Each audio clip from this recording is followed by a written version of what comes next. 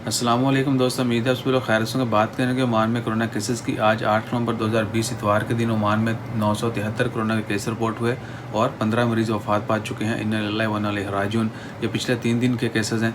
Oman में corona cases की कुल तादाद 1,18,140 हो चुकी है, जबकि सेहतयाब होने वालों की कुल तादाद 1,08,681 है और वफात पाने वालों की कुल तादाद 1,301 है। जबकि पिछले 24 घंटों में 42 मरीजों को हॉस्पिटल में एडमिट किया गया और हॉस्पिटल में एडमिट मरीजों की कुल तादाद 351 है।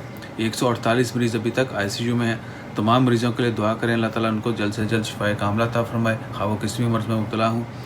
और जितने भी लोग वफात पा चुके हैं, अल्लाह ताला उनकी मग़फ़िरत फरमाए, उनके वाक़ईन को सब्र जमील अता करे। Dear all, today on 8 November, Oman report 973 COVID-19 cases and 15 deaths. These are the last 3 days numbers. And total number of patients in Oman are 1,18,140 and total recoveries in Oman of COVID-19 patients are 1,08,681 and total death in Oman due to COVID-19 are 1,301.